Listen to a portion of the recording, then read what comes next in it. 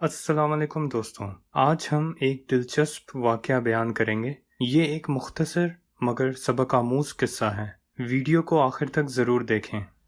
Video में आगे बढ़ने से पहले आपसे गुजारिश है कि वीडियो के नीचे दिए गए सब्सक्राइब बटन और बेल आइकन को क्लिक करें ताकि आपको हमारी वीडियोस बर वक्त मिलती रहें। अगर आपको हमारी वीडियोस पसंद आएँ तो लाइक और शेयर कीजिए और कमेंट करके अपनी राय का इजहार ज़रूर कीजिएगा।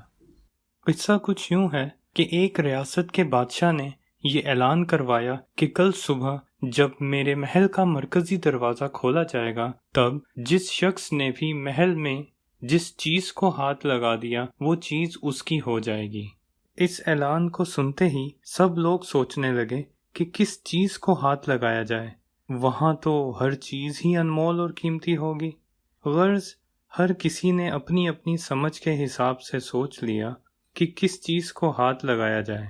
हर कोई कीमती चीज़ों पर ही हाथ रखना चाहता था, जैसे सोना, चांदी, जेवरात। कुछ लोग तो घोड़ों को, तो कुछ लोग हाथी, कुछ लोग दूध देने वाली गाय को हाथ लगाने की बात कर रहे थे। जब सुबह महल का मरकजी दरवाज़ा खुला तो सब लोग अपनी अपनी मनपसंद चीज़ों के लिए दौड़े।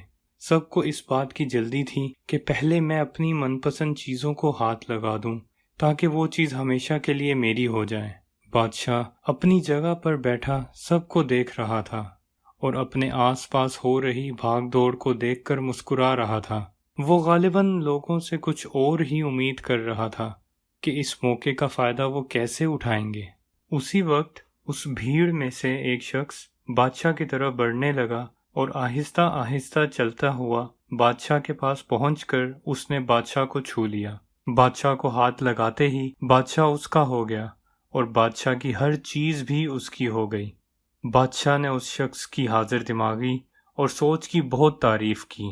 बादशाह ने ऐलान के मुताबिक हर शख्स को इजाज़त दे दी कि जिसने जिस चीज़ पर हाथ रखा वो चीज़ अपने साथ ले जाए, और उस शख्स को जिसने बादशाह को हाथ लगाया था बादशाह ने उसे अपने दरबार में ख़ास मनसब पर फाइज कर दिया। बादशाह ने जो ऐलान करवाया था वो बादशाह का एक ख़ास तरीका था।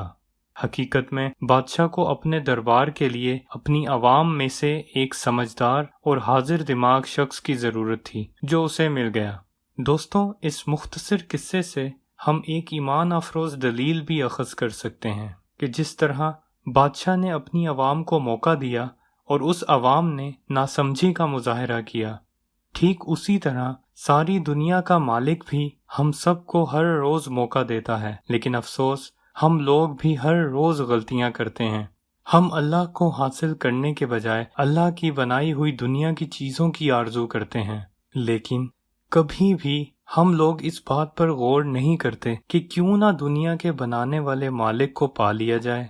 अगर मालिक हमारा हुआ तो उसकी बनाई हुई हर चीज़ भी हमारी हो जाएगी।